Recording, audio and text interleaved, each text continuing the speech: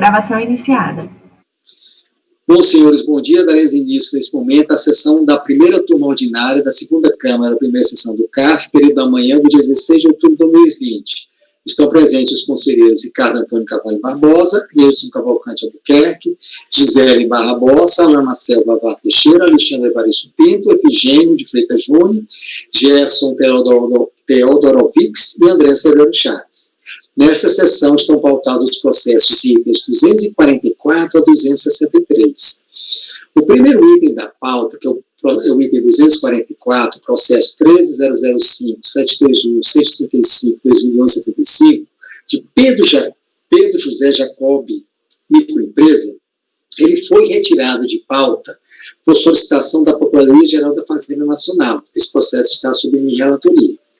O seguinte, que é o 245, o item 245, é o processo 13.804.721.016.2013.79, Portal Comércio, Desenvolvimento e Confecções Limitada, EPP.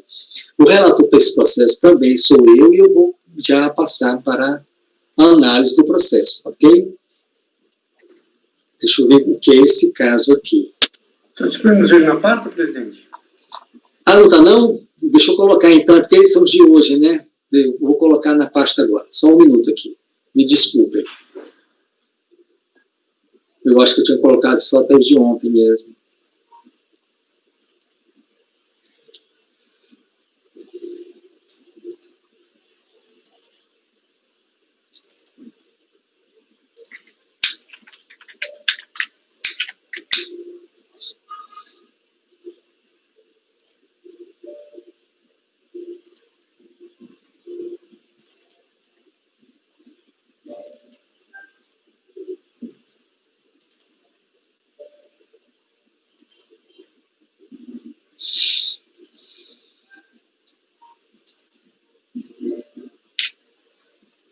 Estou incluindo, viu, gente? Eu vou dar um tempo, né, que daqui vocês possam abrir também, tá certo? Já está aqui salvando aqui. Acho que são os 4 processos restantes que falta ainda eu apresentar, tá ok? É bom que aí eu vou dar uma pausa na minha garganta. Ela já está começando a apertar.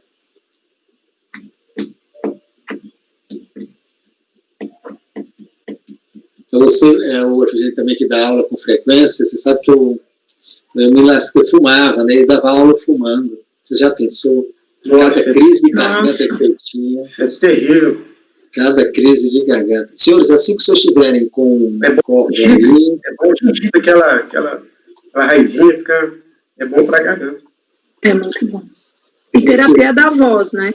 Eu acabei tendo que fazer terapia da voz porque eu tive um calo. Eu cheguei a ter um calo. Aí...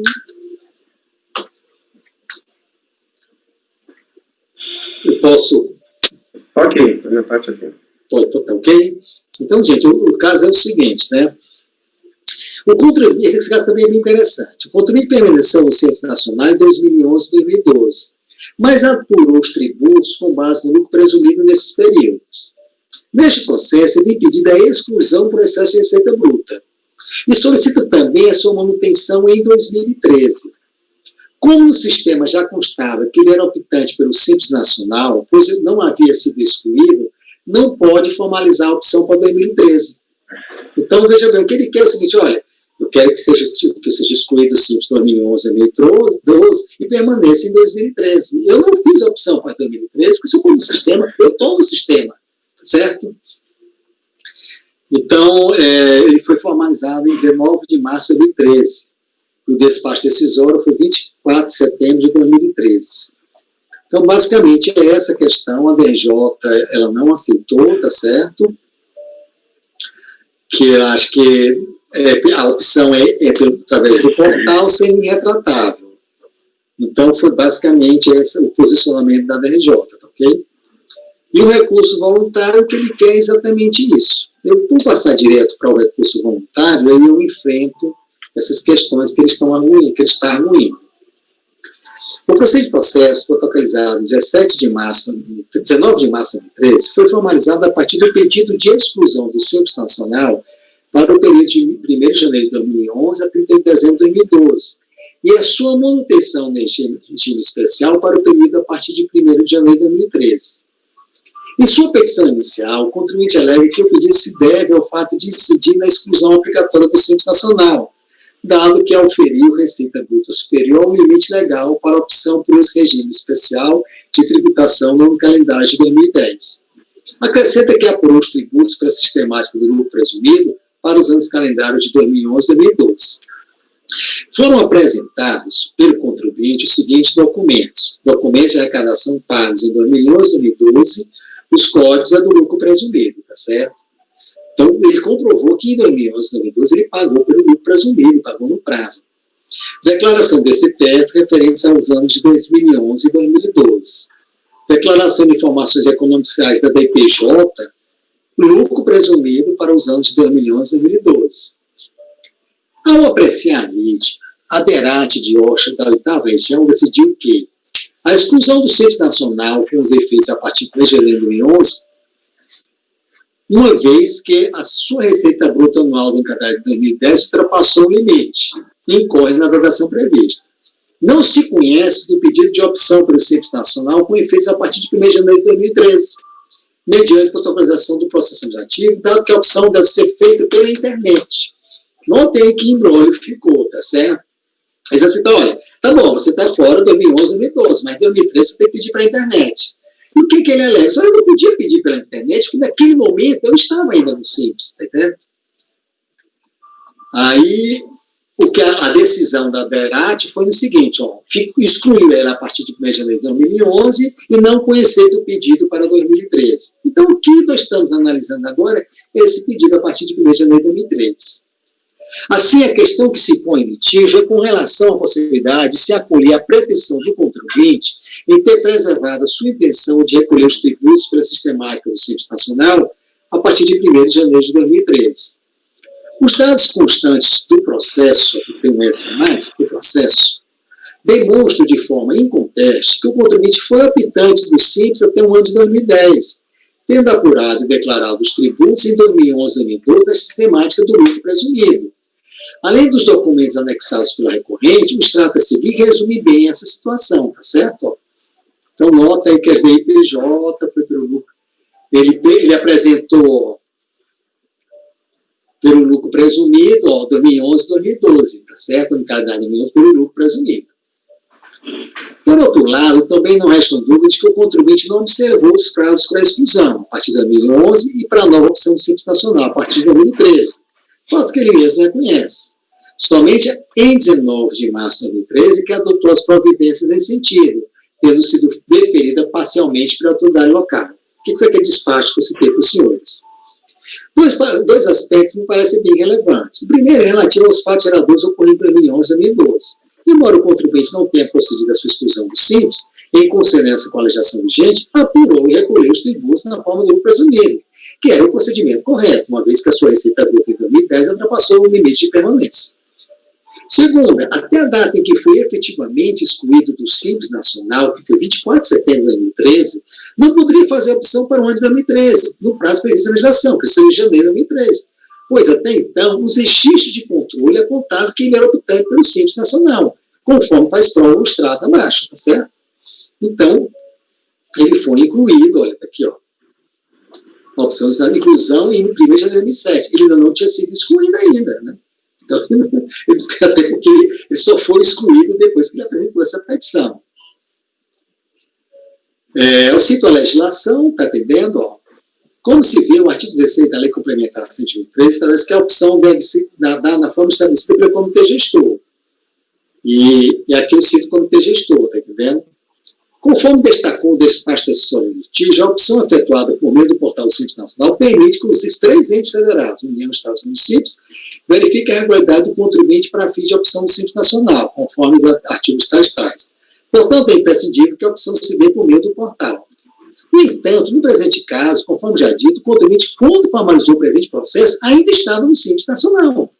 Com efeito, a situação não se subsume exatamente o disposto no artigo 16 da Lei Complementar, combinado com o artigo 6 da resolução. O caso envolve, pois, a possibilidade de a exclusão de ofício ter feito apenas parciais, ou seja, 1º de janeiro de 2011 a 31 de dezembro de 2012. o que permitiria a exclusão, a permanência em 2013. Ao tratar da exclusão, eu cito aqui a lei complementar, tá ok? A legislação tributária, portanto, não trata especificamente da situação litígio. Então, eu nunca trato que o cara foi excluído, agora vai ter que ter um prazo. Nesse caso, ele estava no simples, né? Nesse contexto, o dispositivo do CTN merece ser destacado. Eu faço referência ao 111, né? Que seriam os casos de interpretação literal, não é o caso. O parágrafo similar que eu já citei. E também o artigo 112, tá entendendo? Aí entro na ideia daquele voto da EDELI, tá entendendo? Daquele raciocínio que eu já expus, acho dispensável ler, né? No caso, então, as normas que disciplinam o ingresso de empresas no Simples Nacional impõem condições que, se não cumpridas, implicam no deferimento do pedido, ou seja, define a situação em que se admite o ingresso no sistema, não cumprimento dessas condições com a infração. No caso, o contribuinte pretendia permanecer no Simples Nacional a partir de 1 de janeiro de 2013. No entanto, estava impossibilidade de efetuar a opção em janeiro, pois constava no controle centrado como critério da sistemática.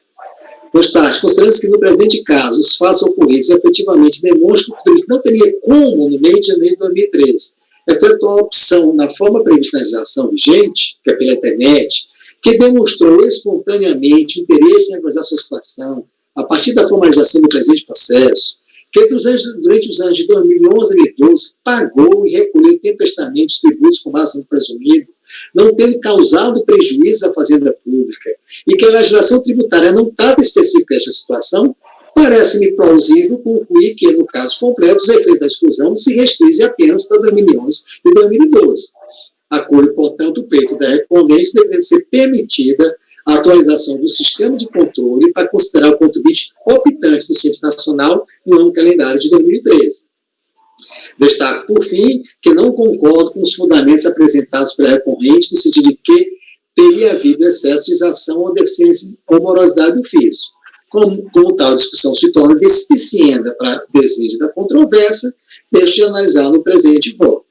De todo o exposto, voto no sentido de dar provimento ao recurso voluntário. Ou seja, é outro caso bem interessante. Tá ok? Podemos votar? Nossa, presidente, bem interessante mesmo. Acho que a gente não tinha pego nenhum caso envolvendo esses efeitos parciais, né? A construção foi muito bem formulada, presidente. Estou encantada aí com seus votos. E a concatenação realmente estão muito claras e isso facilita muito a gente conseguir enxergar. E até definir, né? Simples, a gente agora está tendo uma leva muito grande de simples, usualmente não julgamos tanto quanto agora, né? Então, eu acho que essas questões trazidas de forma bem pontual e clara nos auxiliam, né, como colegiado. É só isso. Obrigado. Doutor Nelson. Sim, propriamente porque a Gisele falou, né? Assim, como eu entendi a situação fática, o contribuinte percebeu que ele tinha extrapolado o limite de receita e passou adotou o regime ordinário, né, dos tributos autônomos, mas não cumpriu uma formalidade, que é comunicar isso lá no portal do Simples. Né, que ele deveria ter dito assim, olha, ele entrar lá no portal do Simples, disse assim, olha, eu estou saindo do Simples. Não fez isso, né, na época certa. O tempo passou, mas, não sei por que cargas d'água, ele entrou, então, com esse pedido de exclusão retroativa, que para mim é a novidade, né? A gente já ouviu pedido de inclusão retroativa, né? De exclusão retroativa, realmente eu nunca tinha visto. E aí eu concordo, né, em toto com a construção, né, trazida aqui pelo relator, acho perfeita, né, e acompanho o voto sobre isso. Obrigado, doutor Nelson. Doutor Gisele. Acompanho o relator. Obrigado, doutor Alain. Acompanho o relator. Doutor Alexandre. Acompanho o relator. Doutor Efigênio. Acompanho. Doutor Jefferson. Acompanho, presidente. E doutor André. Também acompanho, presidente. Então, gente, ficou da seguinte forma: o acordo dos membros do colegiado, por unanimidade de votos, em dar provimento ao recurso voluntário. O próximo item da pauta é o 246. O processo é o número 1558.620.429.2014.64. Corolla Confecções Limitada, EPP. Deixa eu ver o que é esse caso da Corolla.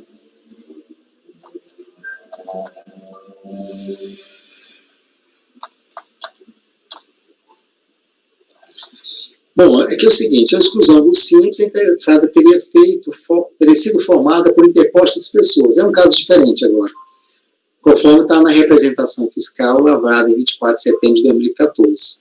Os fatos anulados se referem à auditoria fiscal anterior, em que ficou constatada a formação de grupo empresarial, incluindo o sujeito passivo, que era o Corolla Confecções, liderada pelas empresas House Confecções, com o objetivo de se beneficiar devidamente do Simples. Foi concluído que a formação do grupo de empresas teve como único objetivo diluir a receita bruta, movimentação financeira e capital social da empresa House Confecções. É aquele caso que se chama também de fatiamento, né? Então, para ele permanecer no Simples, o que foi que ele fez? Ele foi criado as outras empresas, normalmente com a esposa, amigos, etc. e tal, mas a rigor é uma única empresa, é um único grupo econômico e até o sócio está participando das outras empresas. Isso foi um procedimento de fiscalização que eles verificaram, tá certo? E aí que gerou o ato de exclusão, né? O outro processo já foi julgado e arquivado. Esse detalhe é interessante, o outro processo que gera relacionado a esse caso. O que o Coutinho questiona a formação de grupo econômico e considera que o fato dos sócios das empresas relacionadas serem de uma mesma família pode justificar por si só a formação do junto econômico, né? Não pode justificar, né? Então, esse processo foi julgado pela DRJ São Paulo, tá entendendo? Que ele manteve, tá ok? E aqui ele vem no nosso recurso voluntário, tá ok? Nós vamos discutir aqui, basicamente, essa questão, se isso realmente formou um grupo econômico, quer dizer, se realmente aqueles caras estavam participando das outras empresas. É o cerne da questão. Eu peço licença aos senhores para passar para o meu voto. Para melhor compreensão, merece ser destacados os dados mais relevantes relacionados ao presente processo. O presente litígio originou-se em decorrência da emissão do ato declaratório executivo da DF Vitória, que excluiu o contribuinte do regime do Simples Nacional, a partir de 1º de janeiro de 2011, tá ok? E aqui tem a causa da exclusão, ó. Ter sido formado por interpostas pessoas, conforme disposto na representação fiscal número tal. O motivo da exclusão decorreu da constatação que a interessada teria sido formada por interpostas pessoas, conforme disposto na representação fiscal lavrada em 24 de setembro. Merece ser destacado os seguintes trechos da representação fiscal, porque essa é a base, né? O elemento de prova vai ser basicamente a partir dessa representação fiscal. Ficou constatado, e a auditoria anteriormente realizada pelo auditor tal, encerrada a data tal, ficou constatada a formação de grupo empresarial, incluindo o sujeito passivo Corolla Confecções, liderado pela empresa House Confecções, com o objetivo de se beneficiar indevidamente do Simples Nacional. Foi concluído que a formação do grupo de empresas teve um único objetivo, diluir a receita bruta, a movimentação financeira e capital social entre vários CNPJ, utilizando-se de parentes, empregados e demais pessoas, que figuram como interpostas pessoas das referidas empresas, visando se beneficiar do Simples Nacional. Aí daqui foi, em razão da exclusão do Simples Nacional, foi elaborado o processo 2012-15, né, tá certo? Contendo as diferenças de contribuições apuradas por IPJ, PIS, contribuição social e COFINS, né? Esse é o da exclusão, os outros é o de fração.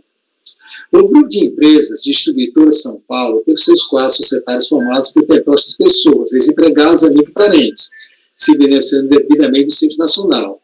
Ficou claro que o grupo administrado por Edivaldo Comércio, sua esposa Georgette Coutinho Comério, Comério, né? Eu disse Comério. Os seus filhos, Michael Comério, Mirella Comério e Milene Comério, é um grupo, né? O grupo administrado por Edivaldo e a sua esposa e os filhos, né? Com isso, as empresas do grupo identificadas abaixo usufruíram indevidamente da tributação privilegiada. Os documentos emitidos pela auditoria anterior, realizada entre 2011 e 2012, confirmaram todas as suspeitas levantadas, corroboradas pelas declarações do senhor Edivaldo Comério, em seus depoimentos às tais datas. O texto contido na representação fiscal não deixa mais de dúvidas sobre o motivo que ensejou o presente ADR, indicando a existência de fraude a partir do fatiamento da empresa original, House Confecções. Tais irregularidades haviam sido, inclusive, constatadas em ação fiscal anterior. O senhor Edivaldo Comeiro é sócio majoritário da empresa House Confecções. Nesse caso é a Corolla, é uma das fatiadas, tá certo? E foi arrolado como devedor solidário no auto de infração do processo tal, que é o outro, 2012-15. O referido senhor Edivaldo Comeiro tornou-se o único sócio da empresa Corolla em 13 de janeiro de 2014, bem como das outras empresas do referido grupo, conforme alterações sociais registradas em 2014. Quer dizer, em 2014, ele voltou a ser um sócio de todas as empresas. Essa assunção total do controle demonstra de forma inequívoca o conhecimento do representante legal da empresa de todos os fatos arrolados na representação fiscal. Destaque-se ainda, como tal alteração somente ocorreu em 2014, não macula o motivo da exclusão para a existência de depósito a pessoas, dado com a DE de 2011. Oportuno logo registrar que a segunda turma ordinária na área da quarta Câmara da primeira sessão do CARF, primeiro do acordo tal de 2018, já apreciou o recurso voluntário apresentado no processo de 2012-15, né, que é o do auto de infração, que foi resultante, mantendo por unanimidade de votos a decisão de primeira instância. O processo atualmente se encontra em dívida ativa em fase de ajuizamento. É claro que, mesmo no caso de este processo de vinculação direta com o de 2012-15, tal fato não impede que os fatos arrolados pela defesa sejam apreciados no presente litígio. Por tal motivo, passarei a análise da peça recursal. Sobre a delegação de nulidade, alega a recorrente que o ato declaratório é nulo porque a autoridade fiscal não embasou seu entendimento, ou seja, não motivou nem descreveu adequadamente os fatos. Conforme demonstrado em linhas atrás, o ADE da DF Vitória teve como laje a representação fiscal de 24 de setembro de 2014, que é a peça inicial do presente processo. Nela estão detalhadamente descritos os motivos e os fatos que determinaram a aplicação do inciso 4. O ADE contém todos os requisitos exigidos na legislação, não tendo sido verificada qualquer incorreção nesse aspecto. O contribuinte está devidamente identificado e foi devidamente cientificado. O fato foi descrito, foi apontado o enquadramento legal e os motivos que fundamentaram o indeferimento do pedido. Tá certo? Aqui, gente, aqui é um parágrafo, né? Ele ficou como se fosse citação. Eu vou só corrigir isso aqui, que aqui é um erro de formatação. Agora, no decreto 75 estão prevista apenas mais duas hipóteses de nulidade atos processuais, entre os quais se inclui os despachos decisórios, quais sejam inciso 1 e 2, com as alterações introduzidas para 8.648/93, tá certo? Não ocorreu, acho que tem um erro nesse parágrafo, vou melhorar, viu? Vou tirar esse mais, né? No decreto está prevista apenas duas hipóteses de nulidade, de quais se inclui os despachos decisórios. Ok? Em verbo, eu não vou apagar. Esse parágrafo eu reduzi bastante, tem algum erro aqui, que eu não, na época, passei desapercebido. No decreto 75 está prevista apenas duas hipóteses de nulidade, as processuais, entre os quais se inclui os despachos decisórios, tá? Que é o inciso 2, né? Não ocorrer qualquer violação contraditória em ampla defesa, esculpida no artigo 5º da Carta Magna, pois que, no caso vertente, a recorrente teve ciência do ato declaratório, sendo concedido o prazo de 30 dias para apresentação de notificação de conformidade e recurso. Nem tampouco se identificou no presente caso qualquer irregularidade com relação à capacidade do responsável pela apresentação fiscal ou pelo emitente do ADE. Por conseguinte, deve ser rejeitada a preliminar de nulidade. Sobre o mérito do ADE, os argumentos apresentados pelo contribuinte não são capazes de refutar os sólidos fundamentos pelos quais a delegacia de julgamento manteve o ato de exclusão do Simples Nacional. O acordo está assim fundamentado. Então, vejam bem, aqui estão os elementos de prova e é relevante eu citar, porque eu estou me baseando nele. A fiscalização trouxe aos autos os seguintes elementos de prova para embrasar suas conclusões. Termos de declaração de Edivaldo Comeiro, sócio-gerente da pessoa jurídica House. Temos declaração do Michael Comeiro, que é um dos filhos. Temos declaração de Riverino Elias Rafael, que exerce a função de motorista da empresa, tá certo? Única fábrica do Grupo Distribuidora São Paulo. Temos declaração de Agnel Pereira da Silva, que é o gerente da loja da empresa de Michael Comeiro. O Rafael Ribeiro Souza é o analista de sistema da empresa tal. Temos declaração de Tiago Ribeiro Souza, que custou no quadro societário das empresas Siena Confecções. Temos declaração de Milene Comeiro, que trabalha no escritório da empresa House Confecções, que é filha do Edivaldo Comeiro. Temos declaração de Mirella Comério, que trabalha no grupo, que é filha. Temos declaração de Georgette Coutinho Comério, que é a esposa dele. Temos declaração de Silvano Carlos de Souza, que trabalha no departamento financeiro, tá certo? Temos declaração da Maria Coutinho Ribeiro, tá ok? Que é aposentada e cunhada do Edivaldo Comério. Novo temos declaração de Edivaldo Comério, ok? Temos declaração da Mônica de Souza, que presta serviços às empresas. Da Josiele Maioli, que presta serviço às empresas. A declaração de José Carmo Costa, que prestou serviços às empresas. Temos de Erickson. Veja bem, eu acho que eu não vou precisar ler todos, são tantos, né? Então, eles intimaram, pegaram o depoimento de todas as pessoas envolvidas. Esta mesma lei complementar, no parágrafo 4, veda o benefício tratado no jurídico defesa da seguinte forma, tá ok? Então, aí ele cita: a interposição de pessoas fica configurada no momento em que membros da família e amigos que não exerciam qualquer função nas empresas do grupo integravam seus quadros societários, ou ainda, quando demonstrado que os familiares que trabalhavam nas empresas exerciam suas funções sob o comando de Edivaldo Comério. Diante da vedação legal de Edivaldo Comério figurar no quadro societário das empresas e se beneficiar do regime tributário simplificado, interposta a pessoas é que se tornam sócios das várias pessoas jurídicas integrantes do grupo econômico.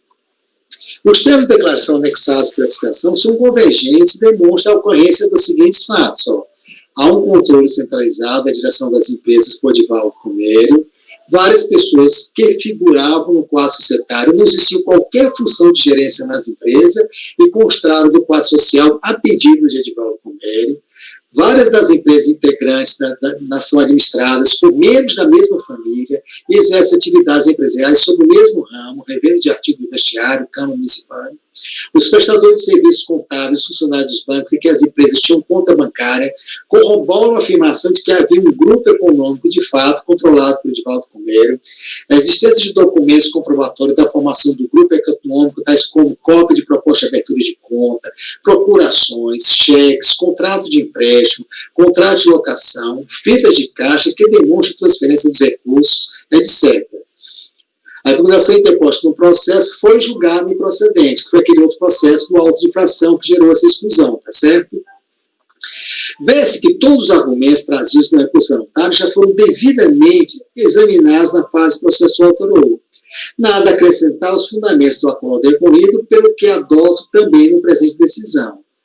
Então, eu rejeito a preliminar de nulidade do ADE e nego o provimento ao recurso voluntário, tá certo? Então, me parece ter bastante fato, provas, está entendendo?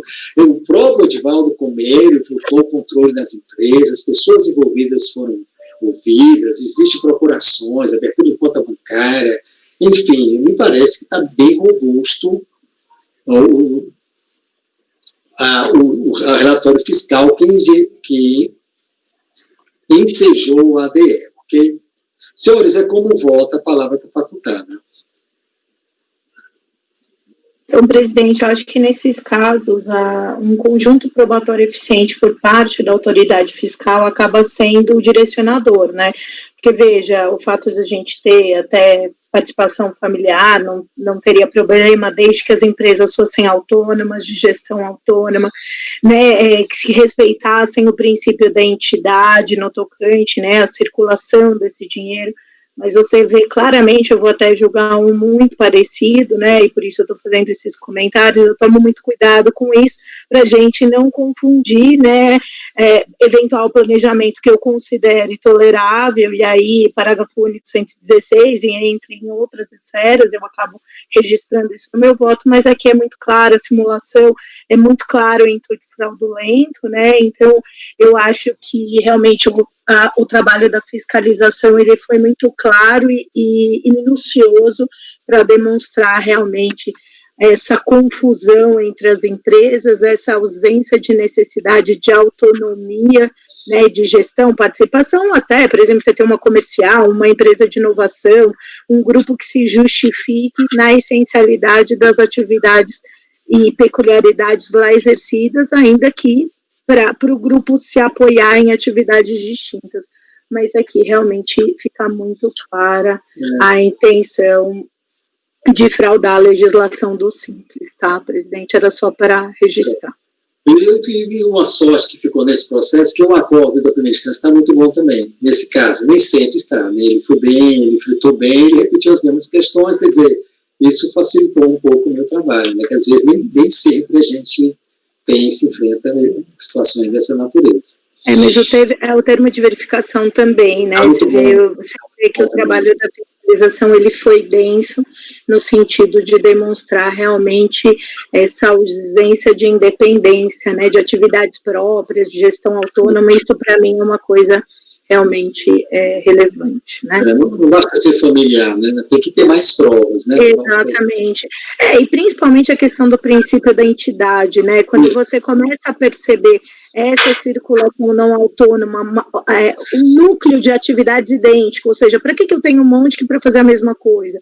Uma coisa assim, uma empresa de inovação, outra comercial, outra industrial, você tem, né, uma série de contextos práticos e de dinâmica empresarial que justifiquem. Aqui nenhum, né? Então...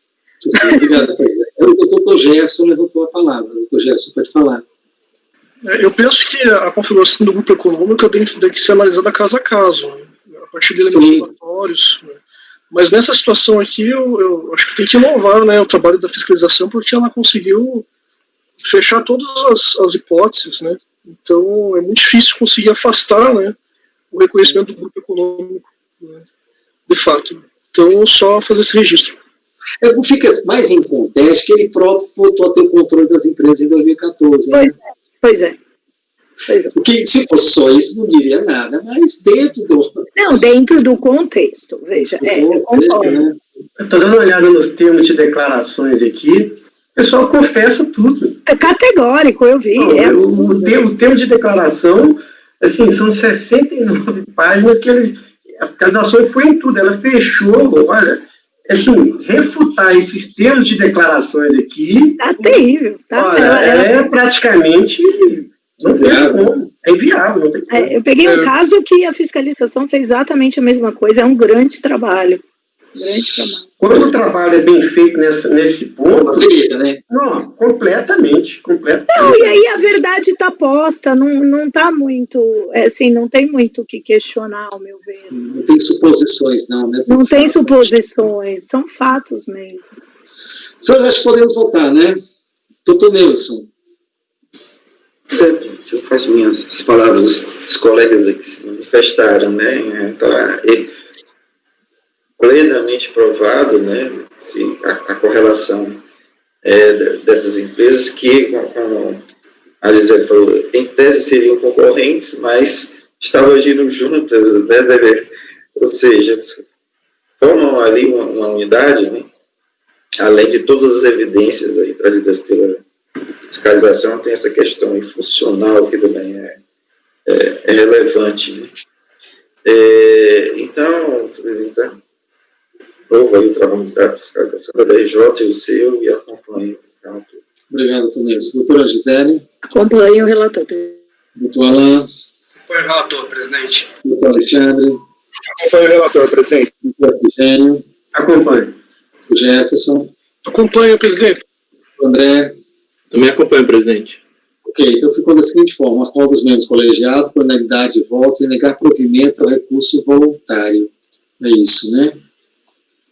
Bom, vamos agora ao processo CUT 247, o processo 3.609, 720, 762, 2016-012, Monte Equipamentos Limitada, é um EPP. Também é sobre minha relatoria, deixa eu ver o que tem nesse processo agora.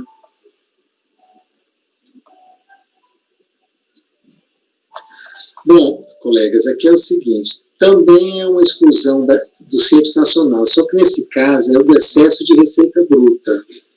Foi constatado que sócios administradores da empresa eram também sócios, de fato, sócios administradores de outra empresa, que é o Monte Tubos. Essa é a Monte Equipamentos, a outra é Monte Tubos. E que a soma das receitas das duas empresas, no cadastro de 2011, 2012, 2013, 2014, ultrapassou o limite. Tá certo? Que quando tem mais de uma, você soma a receita bruta das duas, né? O ADE tomou por base a representação administrativa folhas 12 a 6. Os sócios, que é o Herbert, Andrade e Marcos Vinícius, ser retirado da sociedade e cederem suas cotas para as novas sócias, ou seja, a senhora Noelina, Noel Jans e a senhora Cíntia Regina Paula, que são as esposas dos mesmos na época. Ocorre que, apesar da retirada formal do contrato social, configuraram como sócio de fato, continuarão a atuar como sócio administrador da empresa conforme a documentação apresentada. A concorrente alega que não se pode aplicar o artigo 50 do Código Civil ao caso e apresenta alguns contratos e notas fiscais, tá ok? A DJ foi julgada pela Federal de São Paulo, que manteve o ato declaratório de exclusão, tá certo? No recurso voluntário, ele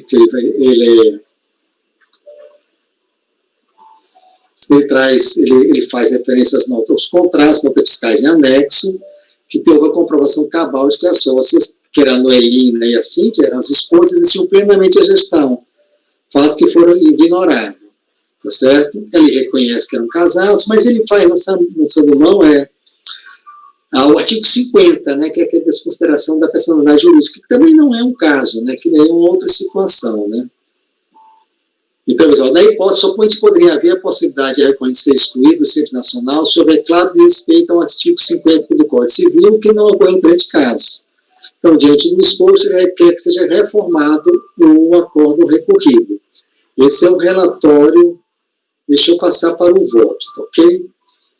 Discute-se a validade do ato declaratório executivo da DRF, que excluiu o contribuinte do Simples Nacional com base no seguinte fundamento, ó. Então, está aqui claro, fica excluído do Simples Nacional a empresa Monte Equipamentos, por ter sido contestado em procedimento fiscal que Marcos Vinícius Oliveira Gomes e Herbert Andrade Prudente Aquino, sócios administradores da empresa Monte Equipamentos Limitada, eram também sócios, de fato, sócios administradores da Monte Tubos e Serviços, que é a microempresa, e que a soma das receitas das duas empresas, nos anos calendários tais, 2011 e 2014, ultrapassou o limite lá previsto na lei complementar. O ADE tomou por base a representação administrativa, folhas 2 e 6, que relatam. Analisando os contratos sociais e alterações posteriores da empresa Monte Tubos, através da alteração contratual tal, verificou-se que o sócio Herbert Andrade e Marcos Vinícius Oliveira se retiraram da sociedade e cederam suas cotas para as novas sócias, ou seja, a senhora Noelina e a senhora Cíntia. Ocorre que no procedimento de fiscalização, analisando a documentação da empresa, observou-se que, apesar da retirada formal do contrato social, os sócios Marcos Vinícius e Herbert Andrade configuravam-se como sócios de fato da mesma, continuaram a atuar como sócios administradores da empresa, conforme a documentação a seguir apresentada. Ocorre que no mesmo período, 2012, em que atuavam como sócios de fato, o senhor Marcos Vinícius e Herbert eram também sócios da Monte Equipamentos, ambos ocultantes pelo Simples. Além disso, o somatório da receita bruta das duas empresas foi superior ao limite.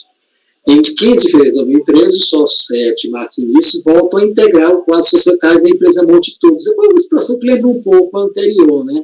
Eles tinham saído, colocaram as esposas e depois voltaram, conforme alterações contratuais anexas, ao mesmo tempo que acompanha o quadro atual da Monte Equipamentos. Nesse período de 2013, também ultrapassaram o faturamento limite de permanência.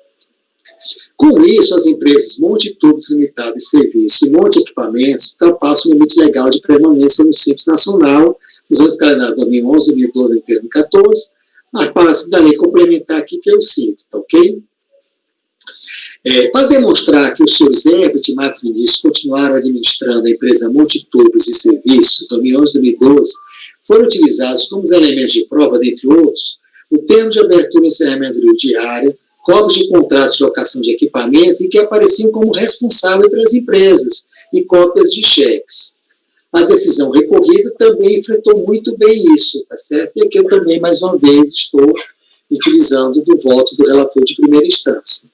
Como já adiantado pela fiscalização, conforme a atração de atos constitutivos da Monte Tubos, assinada em 24 de novembro de 2008, e levada a registro perante a Junta Comercial de Minas Gerais, retiram da sociedade o Marcos Vinícius e o Herbert Andrade, até então sócios administradores.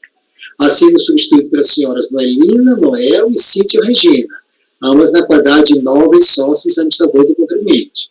O senhor Marcos Vinícius e o senhor Herbert assinam os termos de abertura e encerramento do livro diário da Monte Tubos, nos anos calendários 2011 e 2012, bem que contratos de fornecimento, prestação de bens e serviços por parte dessa pessoa jurídica terceiros, assim firmados em fevereiro de 2011, 25 de fevereiro de 2011, 20 de setembro de 2011, 1º de outubro de 2012 e 3 de novembro de 2012, que foram tais. Além de cheques por operações, pagamento de despesas com tributos, viagens, aluguéis, alimentos, compras de materiais, folhas de pagamento, custos de cartórios, fretes, depósito em conta corrente, do interesse da pessoa jurídica, que é um monte de tubos, que é aquela outra, né? Vejam-se as cláusulas do instrumento de mandato outorgado pela pessoa jurídica pela Monte Tubos, na oportunidade representada pelo sócio administrador, a senhora Noelina, a benefício dos senhores Marcos Vinícius e do senhor Hermes, a revelar total apropriação da posição de poder e mando que esses últimos passaram a exercer no primeiro, tá certo? Então, está aí o instrumento de mandato, é quem confere amplos, gerais, limitados poderes para gerir, não precisa ler, né? Deu todos os poderes a eles, tá certo? Para além disso, também, como já ditado pela fiscalização, os seus Marcos Vinícius e o Weber tornam formalmente a condição anterior de sócio administradores da pessoa jurídica Monte Tubos. De fato, por meio de atração contratual de 2013, levado a registro na junta comercial, então os sócios saíram, né? E eles voltam a ser os sócios da empresa, uma situação muito parecida com a anterior, realmente. Então, veja bem, diferentemente do alegado pela recorrente, esse plano do Simples Nacional não se deu porque os administradores agiam excedendo os limites dos poderes que lhe foram conferidos nas procurações, e nem essa é a hipótese legal impeditiva prevista no Simples Nacional. Também não se trata de desconsideração da personalidade jurídica nos termos do artigo 50 do Código Civil, como faz crer a defesa em sua peça recursal. A teoria da desconsideração da personalidade jurídica, incorporada ao nosso tratamento jurídico, tem por escopo alcançar o patrimônio dos sócios administradores que se utilizam da autonomia patrimonial da pessoa jurídica para fins ilícitos, abusivos e fraudulentos. Não é essa a hipótese dos autos. No presente caso, para a incidência da regra impeditiva de permanência no Simples Nacional, basta que o sócio titular de uma pessoa jurídica seja administrador ou equiparado de outra pessoa jurídica com fins lucrativos e que a receita bruta global ultrapasse aquele limite. A existência de contratos de locação de bens móveis, de contratos de subempreitada, assinados pela sua Noel e Cíntia, em nome da empresa Monte Tubos Serviço, e algumas notas fiscais apresentadas na peça acusal, não afasta a evidente atuação do Marcos Vinícius. Eles trazem essas notas fiscais de alguns fatos que ela atuaram, mas existem procurações, existem os outros contratos, né? O conjunto probatório demonstra que os senhores Marcos Vinícius e os senhores Herbert Andrade administraram a Monte Tubos nos anos 2011, 2012, 2013 e 2014, retomando, inclusive, a condição formal de sócio administrador da pessoa jurídica em 27 de fevereiro de 2013, de modo que não há como negar a incidência da regra impeditiva. Também volto em negar provimento ao recurso voluntário. Aqui me pareceu muito parecido, né? Também é um trabalho também fundamentado, etc, etc.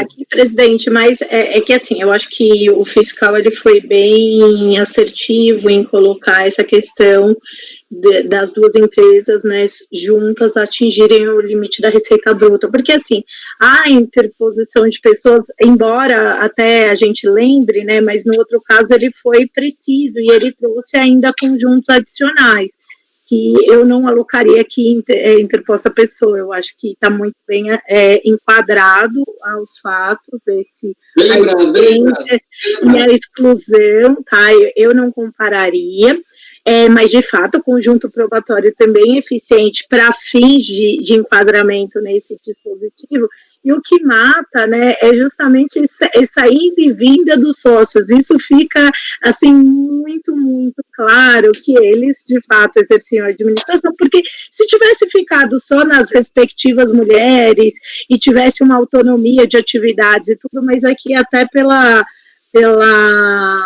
pelo conjunto probatório apresentado, fica muito claro que você tem uma coincidência de atividades, que você tem também potencial confusão aí entre elas, então não diria que seria uma interposta pessoa, né, mas fica clara a participação dos dois nas duas e gestão deles, e portanto a a possibilidade de se somar a receita bruta é algo que me incomoda um pouco, né, pensar em somar e fazer esse conjunto global, mas eu acho que aqui está tão clara, né, a participação dos dois e a ida e vinda justamente para, de alguma maneira, torear aí o regime e as duas empresas estarem, eles dois se beneficiarem, e a participação dos dois por si só já realmente configura a hipótese de exclusão e da soma. Aí, então, para mim, também está bem tranquilo nesse sentido. Nem sempre é fácil, né?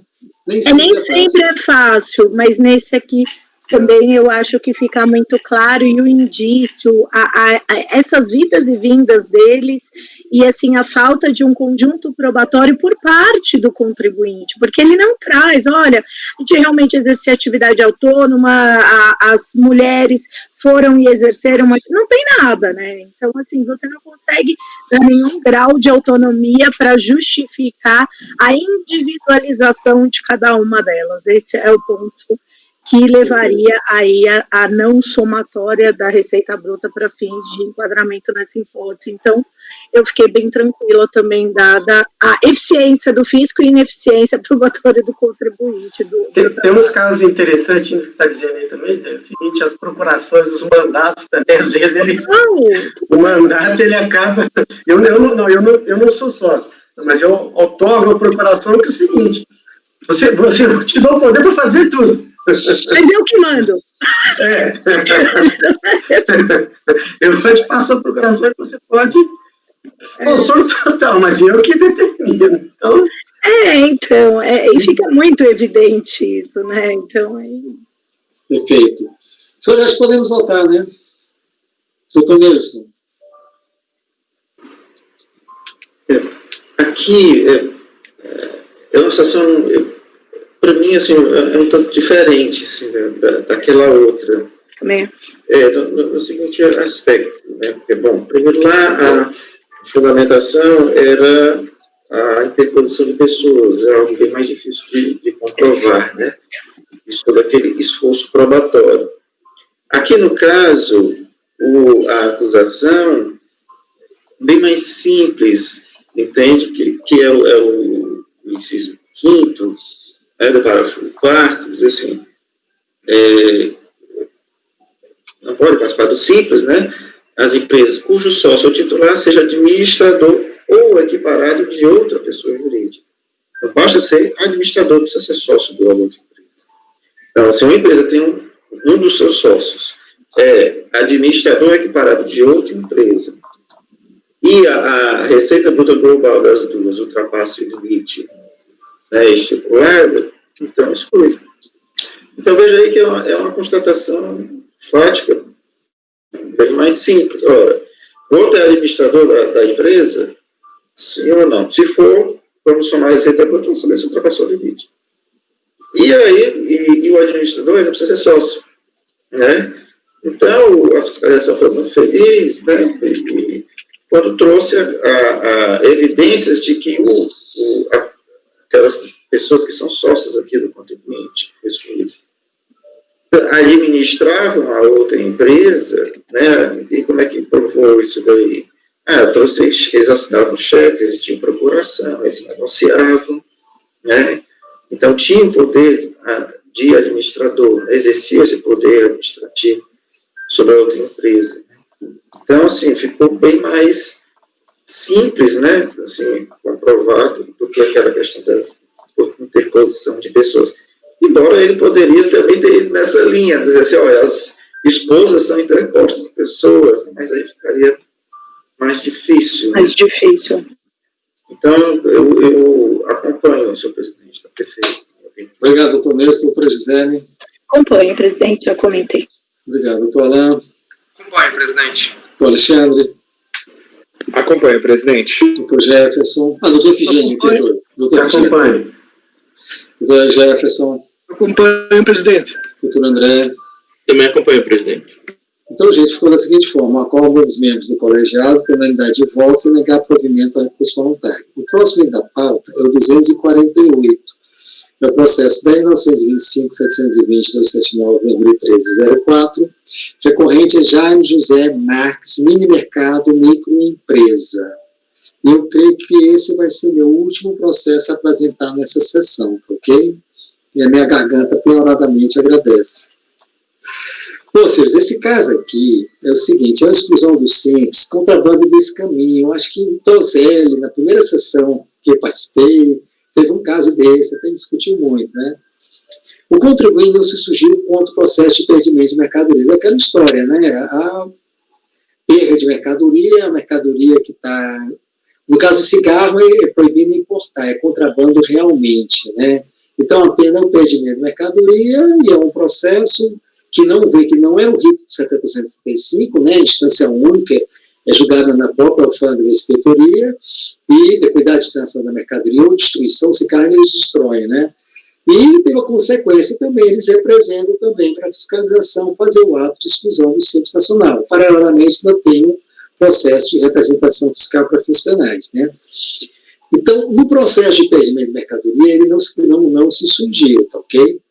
Mas se surgiu nesse. Vocês estão lembrados daquele disso, ele tem direito assim, a ser analisado nesse, eu concordo plenamente, tá certo? Então, essas questões, embora ele tenha sido réu no outro processo, ele pode aqui questionar, tá certo?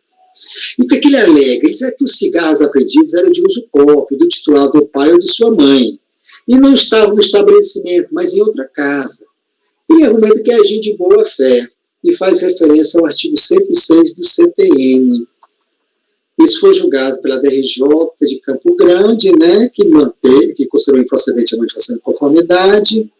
O recurso voluntário também é pequeno, está entendendo? Ó? A conclusão dele é cancelar o ato declaratório, face à ausência de suporte normativo para a manutenção do improcedente ao declaratório, pela aplicação do artigo 106 do CTN, que determina a aplicação de lei posterior às fases tais, face à própria o exercício da atividade econômica não vedada, qual seja a comercialização, compra e vendas de vacinas.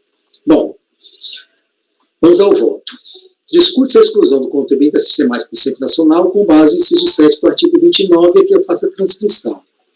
De início, é importante destacar que o contribuinte não se surgiu contra o processo de perdimento de mercadoria, em que foi apurado o crime de contrabando ar descaminho, tornando-se revel. Sem sombra de dúvida, aquele processo era um instrumento adequado para a discussão da infração supostamente cometida. De qualquer forma, enfrentemos as questões abordadas pela defesa.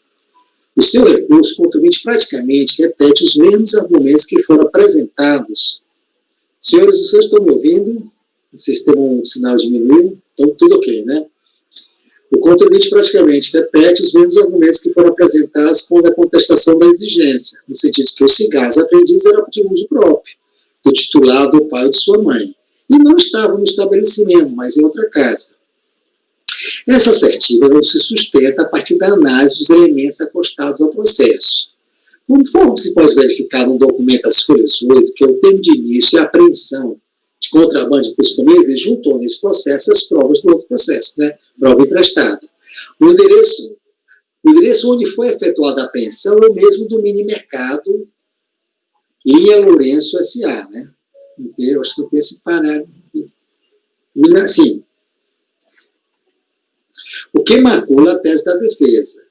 Aliás, mesmo que parte do estoque desse material estivesse em sua residência, o que não está provado nos autos, não estaria a hipótese de comercialização irregular. Nós que a quantidade apreendida, 810 maços de cigarro, afasta a possibilidade de utilização para fins de consumo pessoal. Pelo contrário, também não favorece a recorrente a certeza de que teria cobrado a multa do verdadeiro dono do cigarro, quando apareceu para apoiá-lo, até porque também não está lastreado em qualquer elemento de prova. Ele estava comercializando, né? Quanto ao questionamento sobre o fato de ter sido notificada somente após 3 anos ao ocorrência dos fatos, a administração tributária, como muito bem já pontuou a forma recorrido, dispôs de prazo de 5 anos para adotar os procedimentos pertinentes quando efetuado de ofício. Artigo 63 do CTN. Quanto ao fato de ter agido de boa-fé, esclarece que vigora no direito tributário o princípio da responsabilidade objetiva previsto no artigo 136, né? Salvo disposição contrária, a responsabilidade depende das infrações da intenção do agente. Já no que concerne o disposto no artigo 106 do CPM, o referido dispositivo trata de situações de excepcionalidade. E aqui eu digo quais são os casos do artigo 106. A recorrente não indicou qual teria sido o dispositivo legal que deixou de definir o caso aqui tratado como infração, comercialização de mercadorias, objeto de contrabando e descaminho. Pelo contrário, ao artigo 29, se ainda o artigo, né, o A não, tem um erro aqui, né? Pelo contrário, o artigo ainda permanece em vigor, tá bem? Porque ele citou o artigo 106, eu estou enfrentando as hipóteses do artigo 106. Também não se consegue identificar qualquer relação com os demais incisos do artigo 106 com o caso em análise. Por tais motivos, entendo não merecer reparos ao declaratório da DRF de Joaçaba. Volto em negar provimento ao recurso voluntário, senhores. E é isso aí, tá entendendo? A defesa dele também é confusa, tá certo? Ele disse que era para consumo pessoal, que era para outra pessoa, mas a quantidade me parece ser bastante significativa. É um mini mercado, tá entendendo? Sim. Eu não vejo como ele se beneficiar. Me parece claro que ele estava comercializando essa mercadoria e foi apreendida, né? Isso aqui é uma mera decorrência, né? Juntou mesmo dois elementos de prova, mas a decorrência de uma fiscalização aduaneira, né? Na zona secundária. Sim, mas você cuida de trazer de forma autônoma e apreciar, né, presidente, claro, com as provas de lá, mas é aquilo que a gente discutiu, né, de um lado a esfera aduaneira e como isso naturalmente é enquadrado, e normalmente o que acontece, né, são as autoridades fiscais e julgadoras na exclusão do simples, olha, como foi automaticamente excluído, trago tudo para cá, né, foi considerado contrabando de descaminho, eu automaticamente excluo. Mas aqui você cuida de mostrar e verificar a quantidade, falar, poxa, olha, é um mini mercado, 810, né, ele precisa fumar muito, dá para o amigo, para o cachorro, para o papagaio, né, e não vai vencer os 810.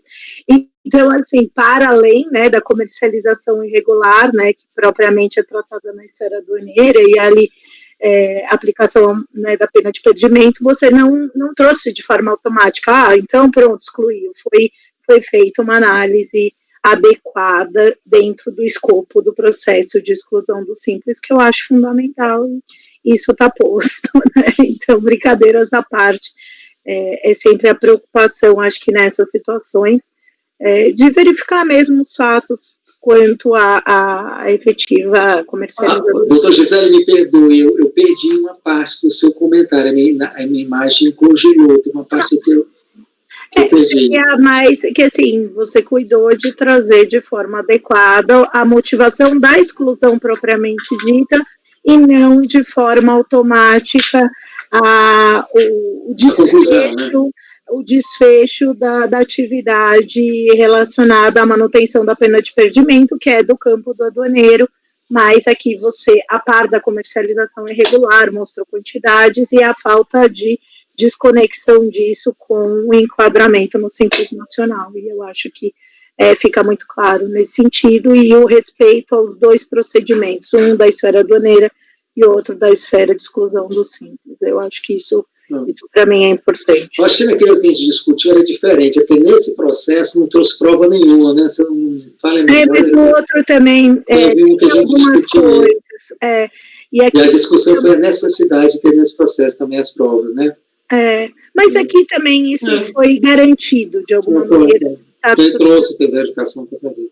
Podemos votar, né? Doutor Nelson. Certo, presidente. Eu até... esse acho que é bem diferente, porque lá o fundamento, né, da decisão de excluir era o fato dele não ter contestado o auto de infração do perdimento da mercadoria. Né? Olha, ele não contestou o auto de infração de perdimento da mercadoria, então aqui também está configurado o contrabando de caminho, tem que sair possível. Né? Então tinha essa conexão direta, essa ligação direta. E aqui não tem, né? Isso, não tem. Provas, né, e as provas estão sendo analisadas. Eu até entendo que pode ter uma relação entre os processos.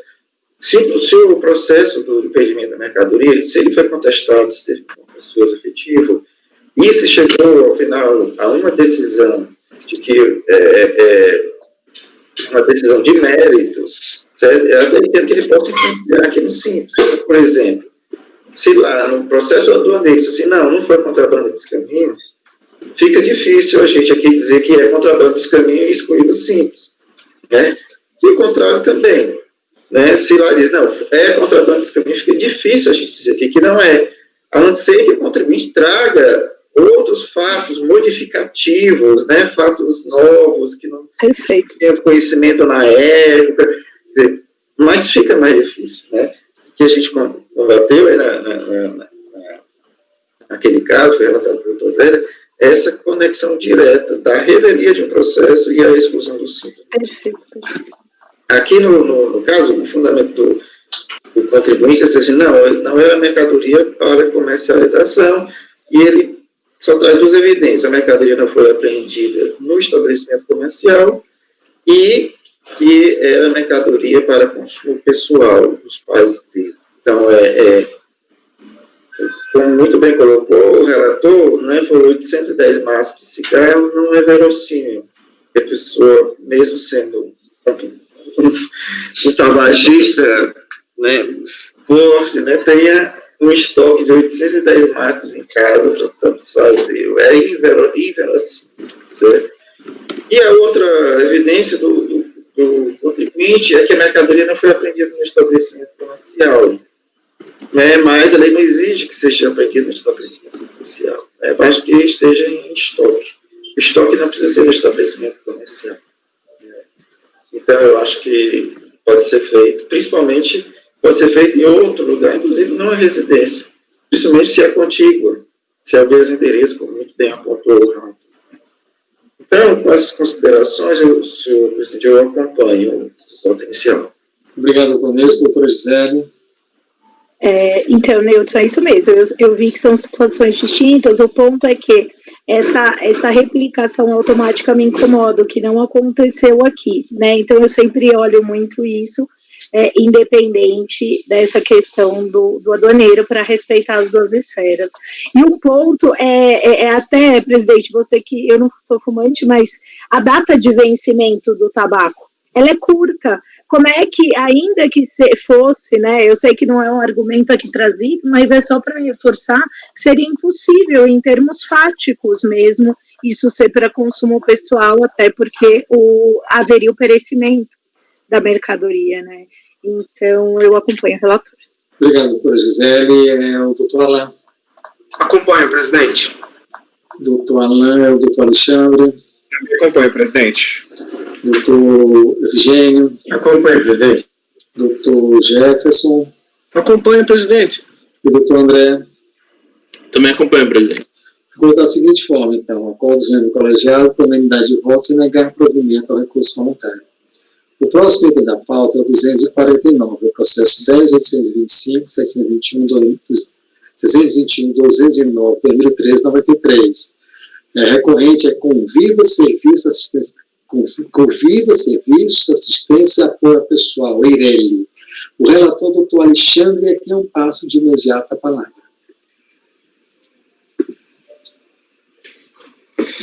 Obrigado, presidente. Agora sou eu que vou gastar minha garganta aqui com uma sequência final da manhã, no começo da tarde. É uma sequência de processos de exclusão do Simples pelos mais diferentes motivos. Aqui a gente vai ter casos também de contrabando, de descaminho, vai ter casos de excesso do teto, né, de faturamento, vamos também ter casos de alteração de KNAI e mudança de objeto social, tal qual alguns dos que a gente observou ontem. Vamos ter também a questão de cessão de mão de obra, que também é uma vedação que a gente tem na lei do Simples. Mas esse primeiro caso aqui ele é um pouquinho diferente dos demais, o 249. Então vou fazer um breve resumo aqui, já que ele é relativamente curto, tá?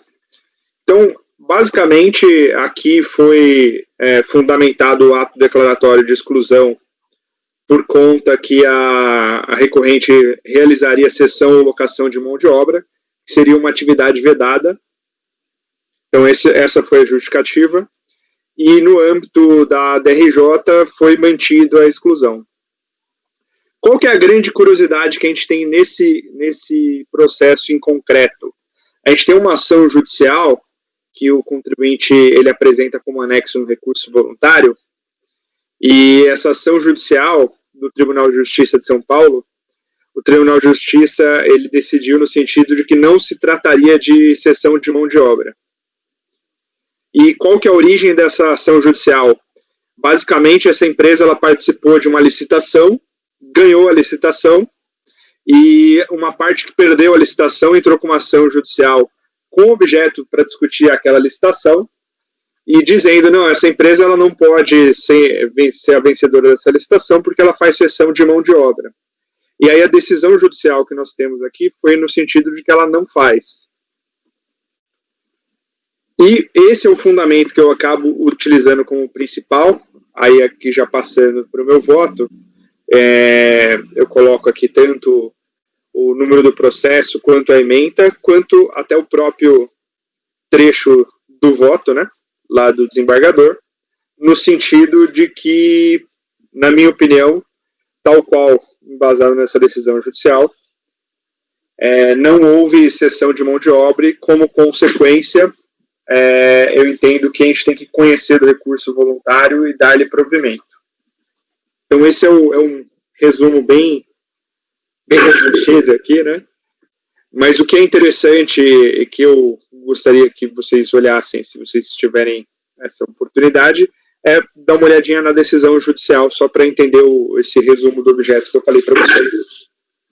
Então, foi uma empresa que perdeu, que entrou com a ação, e a recorrente acabou tendo uma decisão positiva no sentido de que não seria cessão de mão de obra.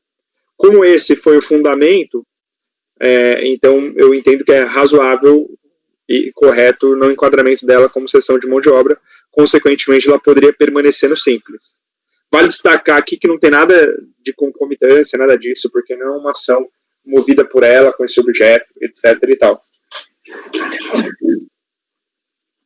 É isso, é como eu voto, presidente. Obrigado, doutor Alexandre. Então, na verdade, o senhor tomou com base essa decisão do processo judicial, embora não fosse exatamente isso, não é... o entendimento, né? Você pegou. Exato. Ela acaba abrangendo de forma indireta, né? Indireta, exatamente. O doutor Alain pediu a palavra. Passa a palavra para o doutor Alain. Obrigado, presidente. Decisão da Justiça Estadual, não é isso? Eu ainda não abri aqui, que eu não estou conseguindo abrir. Isso, decisão da Justiça Estadual, do TJ de São Paulo. Eu até posso colocar aqui na pasta, se vocês quiserem, tá? Só um minuto.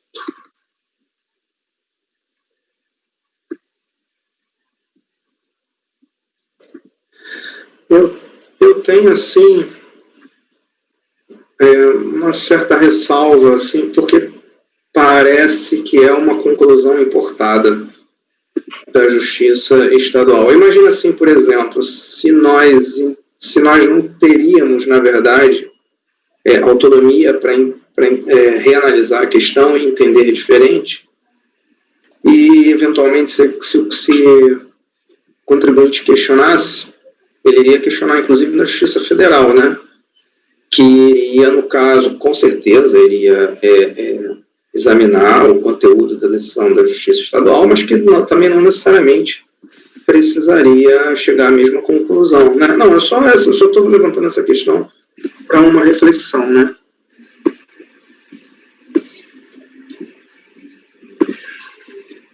Eu estou de pleno acordo, viu, Alan? De fato, a gente não está obrigado a seguir a decisão judicial. Se fosse o mesmo caso, fosse o objeto, fosse idêntico, causa de pedir, aí seria por outros motivos, né? Seria uma concomitância, mas aqui a gente não está obrigado, não. Mas nesse caso específico, eu entendi da mesma maneira.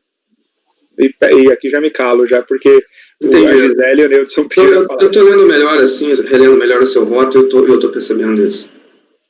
A palavra do doutor Neudson, então, né, que está pedindo, eu vou tomar a mão aí. Depois a doutora Gisele. Certo. Bom, tudo bem.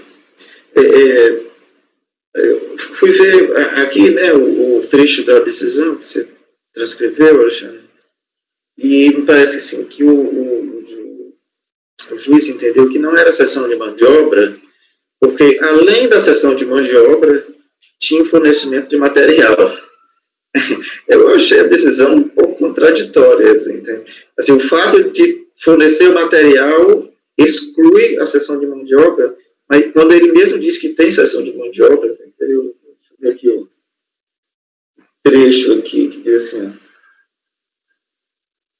acrescenta-se restar descaracterizada a cessão de mão de obra, né, quando também estiver envolvido o fornecimento de equipamento e materiais, além da mão de obra, a ensejar o reconhecimento da prestação de serviço. Ou seja, se não tem material, é cessão de mão de obra. Né? Se é cessão de mão de obra, só é cessão de mão de obra. Mas se é cessão de mão de obra mais material, não é cessão de mão de obra. Como é que o fornecimento de material exclui aquela outra realidade que a mão de obra foi cedida? Eu achei contraditória internamente o fundamento da decisão, certo? Então, a gente analisou aqui um processo, acho que foi no mês passado, né, que era, bem parecido, era simples, só que era cooperagem, né, que é muito parecido, né, claro, o objeto que está sendo cuidado é outro, aqui são crianças, né. Neudson, desculpa interromper, mas acho que o Ricardo está fora do... Caiu. Eu estou ouvindo vocês bem, estou ouvindo bem. Tá. É que aqui parece cinza. Está parecendo cinza, a minha imagem, para mim, está normal aqui. O único que apareceu agora foi o Alan. Mas eu estou vendo, estou acompanhando normal. Tem que ser pela ordem, o doutor Nilson está falando, depois a doutora Gisele e depois o doutor Alexandre, tá certo? Continue do lado, doutor Nilson. Estou ouvindo.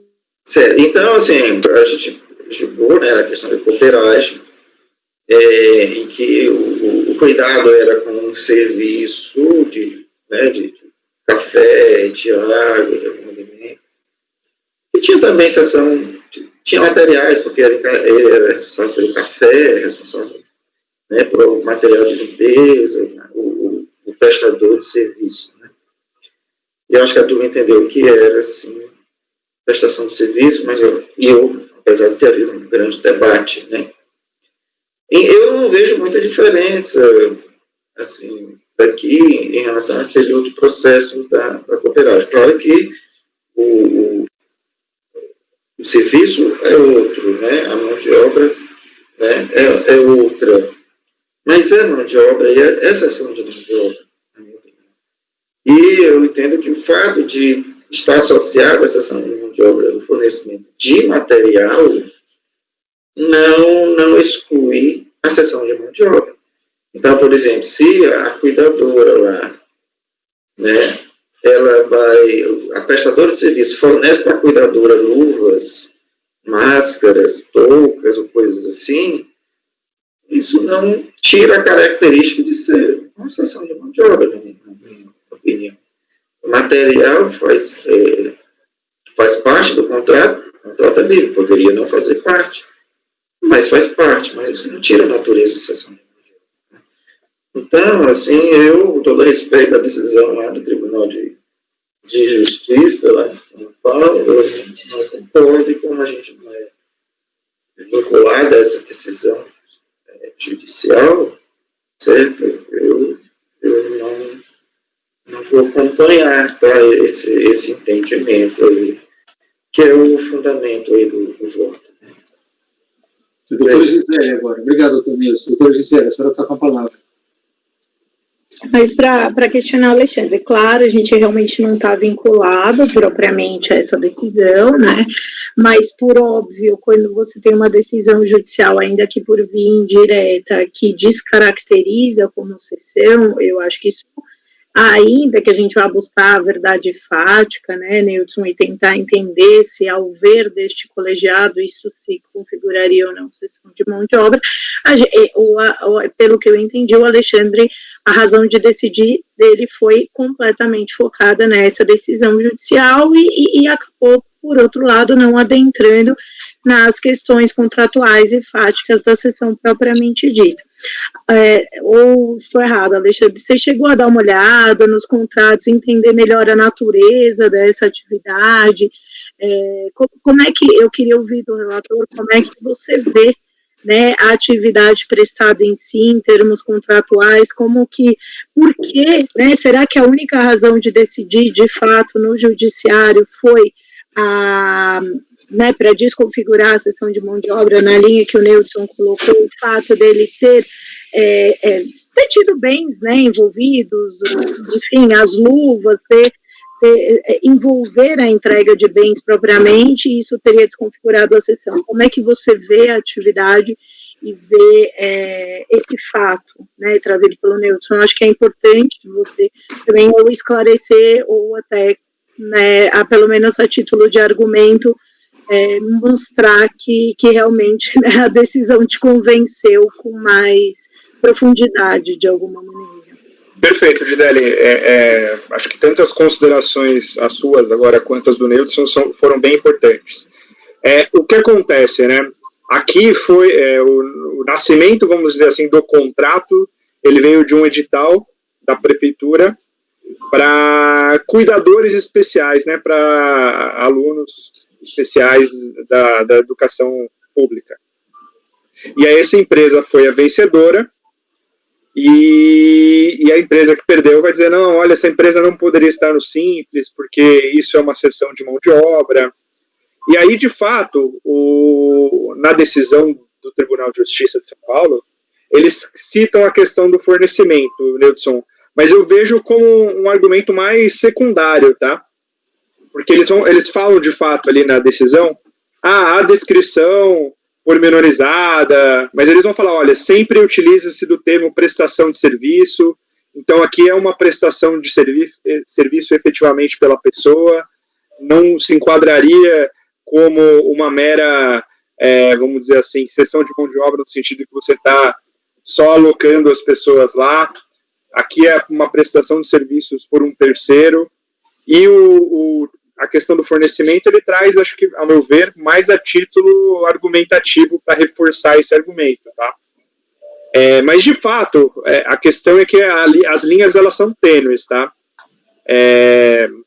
Até nesse caso da cooperagem, que a gente discutiu aqui, não me lembro se foi mês passado ou mês retrasado, eu já me deparei bastante quando eu trabalhava na segunda sessão, porque esses casos são muito de segunda sessão, por causa que tem a retenção na fonte de contribuição previdenciária. E aí a gente tem, de fato, uma lista na instrução normativa do que se enquadraria como cessão de mão de obra.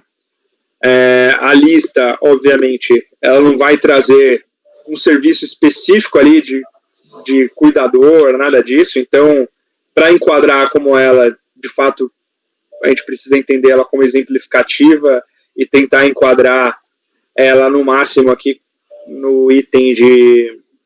Deixa eu só encontrar o item. Tem um item que é um pouco ligado à educação aqui. Pelo que eu vi, só te atrapalhando um pouquinho, olha, pelo que eu vi, em nenhum momento há a imputação de que ela fica cedida para essa escola, para essa instituição, e a instituição manda nessa pessoa, né? Então, não há um poder de mando, ou seja, são terceiros autônomos, que não há hierarquia, não há uma série de vínculo de subordinação local, aonde ela presta o serviço. Eu acho que isso acaba sendo um elemento de prova para dizer, afinal, exceção. Esse é o ponto. Mesmo dos autos, você também não tem, por parte da autoridade fiscal, ultrapassar essa linha tênue para, afinal, se concluir que não são terceiros autônomos que prestam serviço. Enfim, isso. Complementar. Posso fazer uma colocação exatamente, aproveitando o momento, que é exatamente esse ponto que eu estou lendo no contrato social aqui. Tá. Que ele vai falar exatamente o seguinte. Quem quiser acompanhar na folha 40, primeiro do objeto. Nas folhas 39 e 40. O objeto é o seguinte. Prestação de serviço contínuo de apoio aos alunos com deficiência que apresentam limitações motoras e outros que acarretam dificuldade. Então, essa é a prestação que tiver para disponibilizar essas pessoas, né? Bem como o fornecimento de materiais de mão de obra. Então, as pessoas vão fornecer materiais de mão de obra. E ele vai falar da execução do serviço, que é o ponto que você estava dizendo. O objeto desse contrato deverá ser executado nas unidades escolares conforme as especificações do termo, e mais, ficando sob responsabilidade da contratada o fornecimento de mão de obra, materiais e equipamentos, bem como as despesas de seguros, transporte, tributos, encargos trabalhistas e previdenciários, decorrente da execução do objeto do contrato. Ou seja, a contratada, ela oferece a mão de obra e ela é responsável por essas pessoas gerando o pacote. Claro que é o normal, né? E não é exceção. Aí, realmente... Então, nesse meio tempo, foi bom esse comentário do Efigênio, eu encontrei aqui o item. O item é o item 11, né, do parágrafo 2º do Só uma decreto. questão, Ricardo, está ouvindo, Ricardo? Estou sim, estou ouvindo, estou acompanhando. Estou sem sinal, É que você não está aparecendo aqui, mas... Para mim está todo mundo normal, que eu estou falando aqui. É que a gente não te enxerga, presidente, a gente só te ouve. Peraí, deixa eu ver. Interessante. Para mim eu apareço e aparece a imagem de todos. Quando a gente terminar essa votação, eu saio e volto para ver se melhora. Tá? Você tá com a câmera ligada. Tá. É que você está com a câmera ligada, mas você está pretinho. Mas a qualidade da imagem está baixa, presidente? Só para certificar. Olha, tá, né? Deixa eu olhar aqui. Tá, baixa definição. Aliás, eu que esqueci de baixar a definição, viu? Eu estava fazendo a manhã inteira. Aproveitei. Mas o que eu ia dizer é que o item 12, quando ele fala de cessão de mão de obra, um dos exemplos que ele traz é treinamento, né? Treinamento e ensino. Mas aí que tá, né? O grande ponto no que diz respeito à cessão de mão de obra é que a mão de obra, obviamente, ela se desloca para prestar o serviço para a sua contratada. Mas não é esse o fato de uma questão de mão de obra. Então, a gente pode ver uma série de professores que vão prestar aulas, principalmente em cursos de pós-graduação, que muitas vezes eles prestam a sua forma de pessoa jurídica ali, né? Mas isso não os coloca como cessão de mão de obra. Então, o artigo ele é amplo o suficiente, falar em treinamento e educação, para você ter o risco, obviamente, mas, a meu ver, claramente não é uma cessão de mão de obra. E esse ponto que o Efigênio trouxe também ressalta essa questão. Então, é isso, acho que da minha parte está bem discutido aí. Bom, senhores, querem fazer mais algum comentário? Vamos voltar, tá entendendo? Achei só uma questão de ordem que o meu sinal está caindo às vezes. Vocês estão me vendo agora?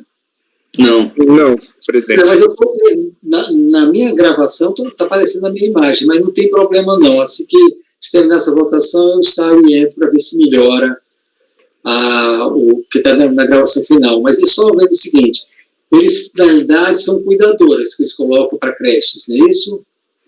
Cuidadoras, Pois é. Eu julguei naquele primeiro serviço de portaria, cedia porteiros, e eu tinha decidido também que era sessão de mão de obra, né? Difícil, né? Essa ação judicial só esclarece que ele participou da sessão judicial, qual foi o motivo? Então, presidente, só dando um passo antes, tá? Embora a portaria possa ter alguma semelhança com o cuidador, mas até a qualificação jurídica é totalmente diversa. Tá? Sim, certo. O mão de obra ele tem um item que é vigilância e segurança. Exato, aqui. Então, por mais que possa parecer, de fato tem algumas semelhanças, mas a qualificação é bem distinta. E com relação à ação judicial, vale lembrar que a ação judicial foi proposta por uma empresa que perdeu a licitação, que é essa daqui ganhou, que a recorrente ganhou, e a recorrente acaba sendo parte na medida em que ela é, em parte, interessada da ação, né? Mas a ação é contra salvo engano... Ela não poderia participar da licitação porque ela não poderia optar pelo Simples Nacional, isso? Isso, exatamente. Mas ele ganhou e o juiz reconheceu que, nesse caso, não é cessão de mão de obra e ela pode ser optante. Exato. Ele analisou o caso, embora não diretamente relacionado ao nosso processo, né? Exatamente. É isso. Obrigado, doutor Alexandre. Doutor Nilson, a palavra está com o senhor de novo, depois acho que a gente pode voltar, né? Então, assim, acho que já vai voltar aquele mesmo debate lá da cooperagem, né? Então, eu vou voltar a trazer os critérios que eu adoto, certo, para discernir, diferenciar o que é cessão de mão de obra ou não. Primeiro, um dos critérios é a continuidade do serviço, certo? Então, assim, se é um serviço temporário, um serviço delimitado, certo? Para mim, fica claro que é uma prestação de serviço, certo? Então, assim, o objetivo tem um objeto definido e limitado, é prestação de serviço. Por exemplo, vai fazer a pintura da escola. A pintura da escola, então chega o pessoal com o material, pinta, vai embora. Isso é a prestação de serviço. Quando o serviço é continuado, o serviço prestado é continuado, abre a oportunidade para ser cessão de mão de obra. Tá certo? Por quê? Assim, e quando é que o serviço é continuado? Quando aquele serviço faz parte da atividade do contratante. Certo? E aí, isso aqui abre a possibilidade da cessão de mão de obra. Ora, cuidar das crianças faz parte da atividade da escola. Certo? A escola poderia fazer essa atividade. Né? Eu digo até que deveria fazer essa atividade. Certo? Mas, não, apesar de ser uma atividade dela e contínua, ela contratou uma empresa. Ela contratou uma empresa para quê? Para prestar um serviço ou para fornecer mão de obra para fazer o serviço que é da escola. Certo? Então, a atividade que é contínua, que faz parte da atividade fim da contratante, ela abre espaço para que haja uma cessão de mão de obra. E no caso aqui é contínua. Certo? É um serviço que vai ter que ser contratado ad infinitum. Certo? Enquanto existir escola, vai ser necessário, pelo menos enquanto a lei obrigar que as escolas cuidem das crianças especiais, né? Que Bolsonaro já está querendo tirar isso daí, criando escolas especiais. Mas, fecha parênteses. Então,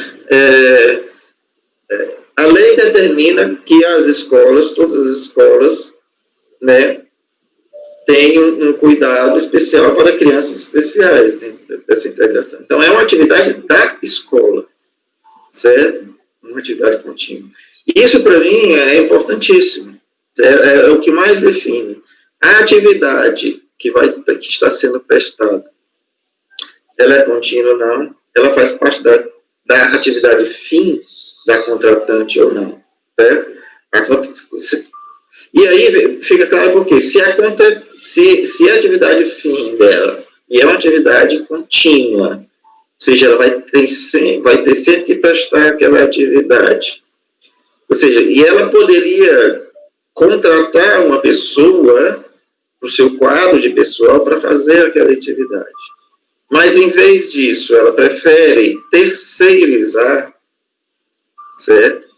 Eu entendo que essa terceirização da atividade fim é cessão de mão de obra. Certo? É isso que está aqui. Independentemente da natureza do contrato, da natureza, desculpa, de algumas cláusulas do contrato, se é com fornecimento ou não. Isso aí é uma escolha, né, que está dentro da liberdade de contratar das partes. A escola podia dizer, não, eu vou fornecer o material, me mande só as cuidadoras e cuidadores. Certo? Poderia muito bem fazer isso, nada impede. Mas no contrato assim, não, eu vou aqui contratar semana das pessoas, mas você também cuida do material e a gente vê os custos disso daí. Certo? Então, isso daí não tira a natureza, né, da cessão de mão de obra, porque continua sendo uma atividade contínua, que faz parte da atividade fim, certo? Da contratante. Tá? E o meu critério é esse daí, foi o mesmo critério que eu usei no caso da cooperagem. Obrigado. O doutor Alexandre pediu a palavra, depois eu vou colocar em votação, tá certo? Perfeito, é bem rápido aqui, presidente. Só com a devida vênia ao entendimento do Neudson, o qual eu acho que é possível, mas só colocar 2 pontos, Neudson. Primeiro, né, com relação aos serviços serem contínuos, obviamente, na maior parte das vezes é assim que ocorre nos casos de cessão de mão de obra, mas existe uma série de outros serviços que são contínuos também, se você tem um escritório de contabilidade que faz a sua contabilidade, se tem um escritório de advocacia que presta consultoria mensal, isso não faz com que isso se torne cessão de mão de obra, porque não existe previsão na norma, obviamente, primeiro motivo. E a segunda questão, o fato de ser atividade fim, isso, para mim, as casos de cessão de mão de obra geralmente são até o contrário, né? Pelo que eu me lembro, todos os casos são de atividades meios, limpeza, cooperagem.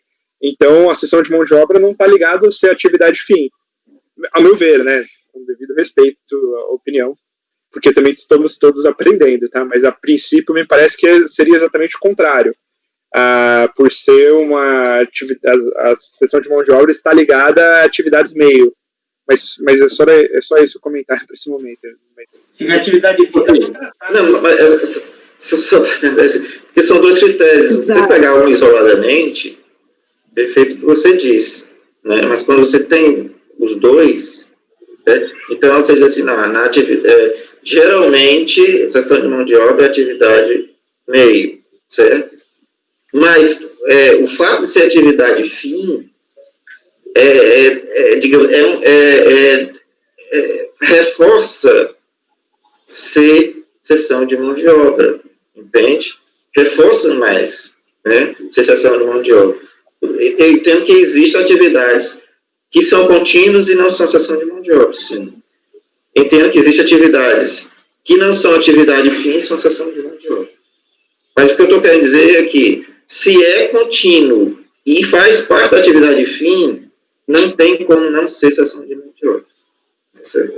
Só para fechar meu raciocínio. Doutor Nelson, sou o primeiro a votar, então. Desculpa. Então, senhor presidente, eu vou abrir divergência no sentido de negar provimento ao recurso voluntário, pelos fundamentos que eu já fiz. Doutora Gisele. Eu entendi, Neudson, essa questão dos critérios cumulativos, mas, de fato, primeiro que normalmente cessão de mão de obra realmente é atividade meio, não atividade fim, então, na medida que você usa esse critério cumulativo, né, e quando você... Então, eu entendo a sua lógica, sabe, Neudson, que pese não concordo, eu entendo. Ele vai falar, então, a advocacia é contínuo, mas é meio, então não é cessão. Né, você vai indo pela acumulação desses dois critérios para alocar.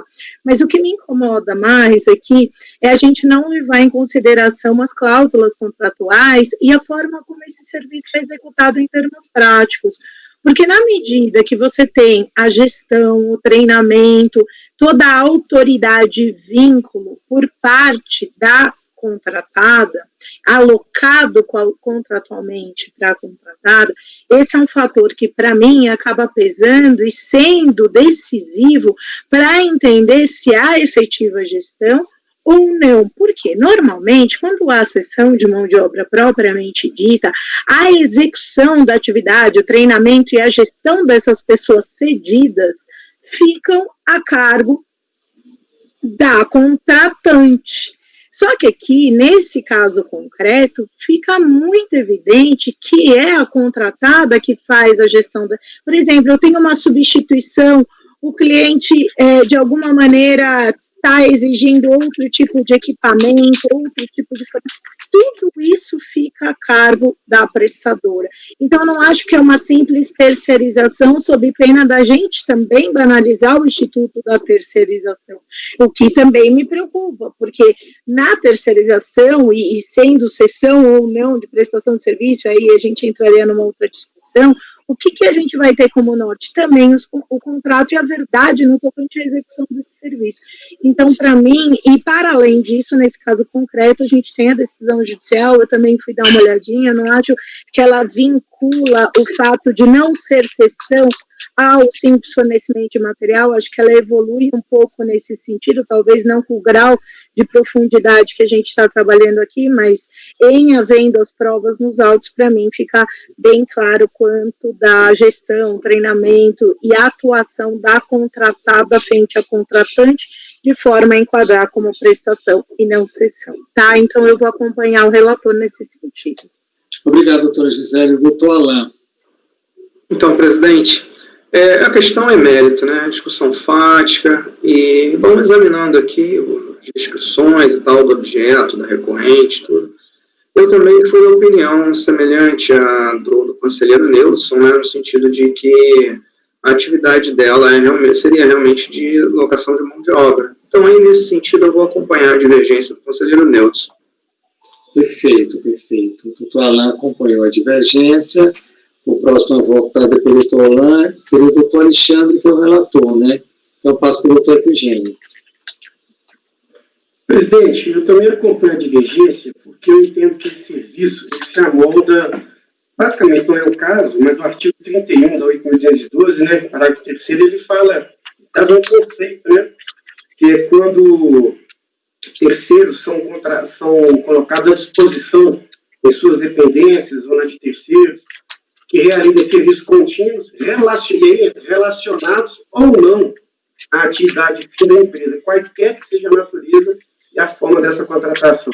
E esses profissionais, essas pessoas são colocadas à disposição da contratante, na hipótese, eu entendo, sim, que se caracteriza como cessão de mão de obra.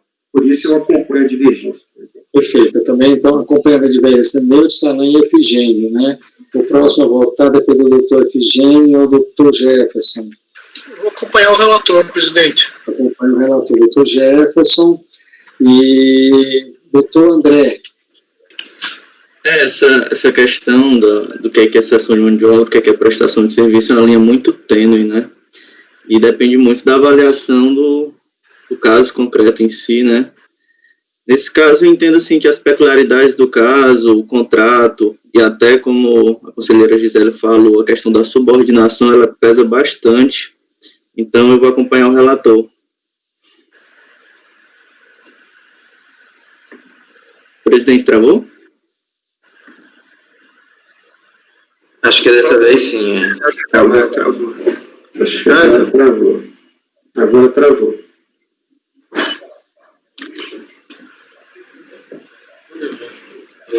É porque na hora do almoço. Que Na verdade, ele trava, o sistema ele trava quando ele vê o horário, a gente tá sem dinheiro, sem comer, trava assim. É um sistema humanista.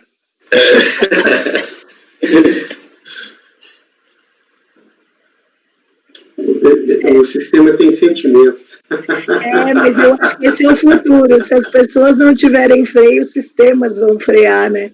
Eles falam, né, dessa questão da ética da informática, né, e de todos esses aplicativos para que eles respeitem o lado humano. É muito interessante. Eu estava vendo até um cara do Palo Alto que está indo contra tudo para mostrar que a tecnologia ela tem que se adequar ao senso humano. É bem interessante isso. Estava lendo recentemente. Ele está indo num fluxo contrário para criar uma ética sustentável atrelada à tecnologia na interação com o homem. Muito bacana. Eu sempre acreditei muito nisso. E esse cara, ele foi um dos CEOs da Google. E aí ele... assistam. Começou esse assunto naquele Dilema. O Dilema que está no Netflix. É um documentário sobre... E dali eu assisti, fui pesquisar, vocês que gostam de tecnologia, chama O Dilema das Redes. Vale muito a pena assistir, bem interessante no Netflix. Eu já vi indicação desse filme, muito bom, muito bom. Vale a pena. Está na minha lista para assistir. Não assistam, é muito interessante, porque fala justamente dessa questão do software humanista, né? De tipo, quando ele vai medindo a temperatura das pessoas e chega uma hora que ele trava para que você... Doutora Gisele, agora com licença, vocês estão me ouvindo agora? Agora sim, presidente. Sim. Tá certo. Na hora que o meu sinal travou, estava voltando o doutor André. Doutor André, por favor, diga qual é o seu voto. Para mim anotar aqui. Como eu já registrei aqui minhas razões, eu vou só acompanhar o relator, presidente. O senhor vai acompanhar o relator, eu vou acompanhar a divergência, tá certo, gente? Então vai ficar da seguinte forma: acordo os membros do colegiado por voto de qualidade em negar provimento ao recurso voluntário. Vencidos o relator Alexandre, Gisele, Jefferson e André, que votaram no sentido de dar provimento ao recurso. Ok? Agora nós temos que designar o relator do voto vencedor. O que nós temos aqui de voluntário? O doutor Neucio já tem 2. Agora, doutor Efigênio, poderia fazer esse voto vencedor? Posso colocar o senhor? Perfeito, presidente. Perfeito. Pois não. Sim, perfeito. Posso fazer o voto vencedor? Desculpe, quem foi que falou? Efigênio. Efigênio vai fazer, presidente. Vai fazer, tá certo? Perfeito. Então, gente, fica designado para redigir o voto vencedor o conselheiro Efigênio, tá certo? Ok, Eu vou presidente. pedir agora, porque com problema de sinal, já são meio-dia e 27, para a gente interromper a sessão e voltar às 14 horas, tá ok? Ok, presidente. Voltamos Então, às 14, então. Ok, então, a Tainá, eu pediria que interrompesse a gravação nesse momento.